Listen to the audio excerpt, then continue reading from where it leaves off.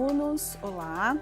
Hoje estamos então na segunda aula da semana 4 da disciplina Planejamento para o Ensino de Biologia, tratando agora então mais especificamente do ciclo investigativo, né? Então na aula passada nós trouxemos uma definição do que é, né, o ensino de ciências por investigação.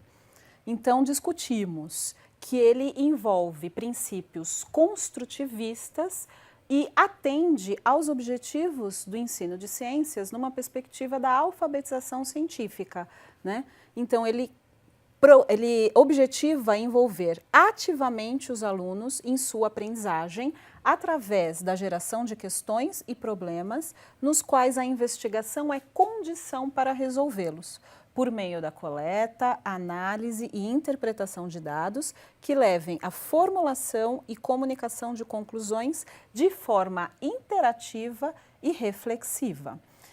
Essas etapas, né, ou esses elementos, eu não gosto muito de falar em etapas porque parece que o professor tem que seguir etapas de uma maneira linear e sequencial, né? Por isso que a gente trabalha com elementos do ensino por investigação.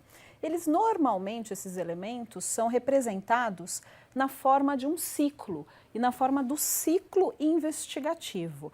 Eu trouxe para vocês uma representação deste ciclo de Pedasti e colaboradores que são pesquisadores da área. E vejam aqui então, né, este ciclo ele tem 5 fases. A fase de orientação, de conceitualização, investigação, conclusão e discussão. Então, e dentro de cada uma dessas fases nós temos subfases, né? Aqui a fase de orientação, na de conceitualização, questionar e gerar hipóteses que levam a formas diferentes de investigação e interpretação de dados, a conclusão e a comunicação e reflexão na fase da discussão. Em geral, se vocês procurarem outras representações do ensino por investigação ou de ciclos investigativos, a representação mais comum é aquela ali, né, em que essas etapas são conectadas de uma maneira linear, em ciclo, como se esta fase viesse depois dessa, que vem depois dessa, né, e não pudesse haver interconexões entre as fases ou determinadas fases, como essa fase de avaliação, pudesse estar presente em todas as fases, né? Então, o que eu gosto desta representação aqui é que você tem várias flechas aqui conectando as fases, né? Então, a própria exploração pode fazer com que a gente refina ou realize outras questões de investigação e, principalmente, a fase de discussão que envolve a comunicação e a reflexão, ela está presente em todas as fases da investigação, né, do ciclo investigativo.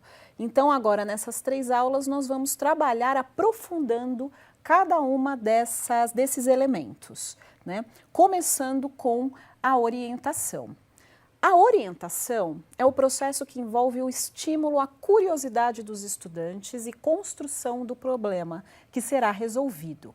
É o momento no qual são levantadas as concepções prévias. Então é interessante a gente chamar atenção para essa fase, para esse elemento do ensino de ciências por investigação, porque em geral, quando também se pensa em ensino por investigação, se trabalha só, o professor vai direto com as perguntas, né, fazendo um monte de perguntas para os estudantes, né? Mas qual é o sentido daquela pergunta? Qual é o contexto? Qual é a importância dessas perguntas para que o aluno se envolva, se engaje na resolução do problema, né? E além disso, se especifica um momento em que as concepções prévias são trazidas, inclusive para se refinar a elaboração das perguntas na fase seguinte, né? Então, eu trouxe um exemplo para vocês do caderno do professor da 2ª série, né, do 2º ano do ensino médio, volume 1. Então, se a gente for olhar especificamente nesse caderno, várias das situações de aprendizagem iniciam com uma etapa de sondagem inicial e sensibilização. que significa exatamente a fase de orientação do ciclo investigativo, né? Então, o que os alunos são chamados a fazer nessa fase? Nesse caso, é uma atividade em que os alunos são convidados a ler várias imagens e se dividir, sem o professor ter dado nenhuma aula expositiva anteriormente, o que eles consideram como formados por células ou não formados por células e justificarem essas suas afirmações em grupos, né? Então, desta maneira, os alunos trazem o que eles já conhecem sobre células, né? Então, porque eles já tiveram contato com células no ensino fundamental, por exemplo, né? Então, eles trazem aí o que eles já conhecem sobre esse conceito. E por meio de várias estratégias didáticas, né? Então, aqui, principalmente leituras de imagens, leituras de tabelas e a própria discussão em grupo vai fazer com que eles explicitem as suas concepções prévias sobre o assunto, né? Então, esta fase, por um lado, pode contribuir com a valorização das concepções prévias e o engajamento dos alunos no processo da investigação, né? Então, desenvolvendo aí habilidades e trabalhando com as ideias construtivistas no ensino. E, por outro lado, na ciência, as perguntas também são realizadas a partir de observações intrigantes e há uma possibilidade do professor e das atividades contextualizarem esses desafios, esses problemas que a ciência e a tecnologia procuram aí responder, né? Então, é uma fase que deve ser valorizada. O segundo elemento aí do ensino por investigação é chamado de conceitualização.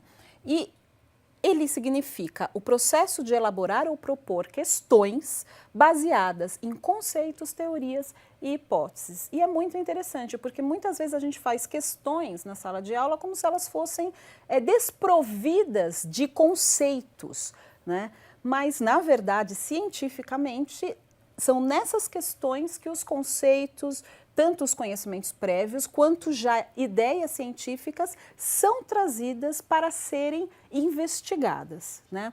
Então, aqui eu trouxe os tipos de questões só para a gente estabelecer o que é que a gente vai dizer, né? Sobre quais questões que a gente vai falar. Então, o professor faz várias questões na sala de aula, questões verbais apresentadas pelos professores na sala de aula, que a gente chama de questões expositivas. Não é dessas questões que a gente vai conversar agora. A gente vai falar das questões investigativas. São questões que fazem parte das atividades realizadas pelos estudantes e que são tão valorizadas no ensino por investigação. Por quê? Porque nas questões investigativas estão as decisões sobre grande parte do processo de investigação, né? Então, já naquela questão, estão ali envolvidos decisões sobre dados, informações que precisam ser coletados, que variáveis precisam ser controladas, que procedimentos precisam ser estabelecidos, que ferramentas ou instrumentos são necessários. Então, as questões investigativas já fazem a gente pensar como a gente vai coletar esses dados, que informações são essas que a gente precisa coletar para responder essas questões.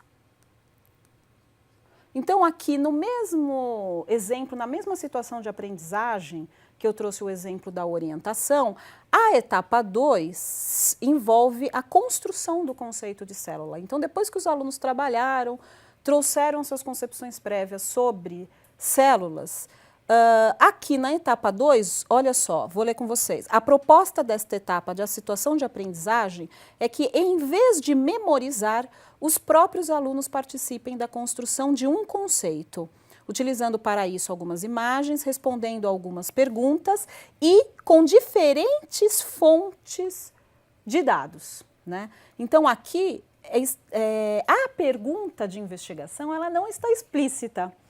Ela poderia estar, e é uma coisa que a gente quer chamar a atenção de vocês. A explicitação da pergunta de investigação é extremamente importante para que o aluno saiba quais são as informações que ele precisa olhar naquele material, naquelas fontes, para ele responder essa pergunta, né? Então, é importante explicitar as questões de investigação, até para que ele possa decidir que fontes olhar. Nesse caso, as fontes estão dadas, né? Pelo material aqui, pelos professores. E aqui também, para a gente chamar atenção, há uma diversidade de estratégias didáticas utilizadas. Não são necessariamente experimentos. Então, normalmente aquela ideia que a gente tem, que a pergunta é investigativa e as perguntas científicas são respondidas apenas por experimentos, na escola isso não acontece, não deve acontecer. E para a biologia isso é extremamente importante, porque a biologia trabalha muito com observações, né? Sejam observações por meio de um microscópio, como esse exemplo aqui, ou sejam observações do mundo natural. E por meio das observações se construiu muito conhecimento e se constrói muito conhecimento na ciência biologia, né?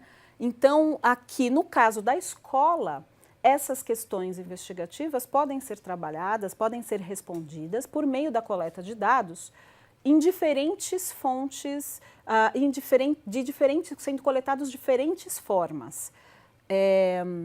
Então, aqui são a leitura de imagens, especialmente, a observação ao microscópio, a leitura e o preenchimento de tabelas também é importante para organizar esses dados coletados, né?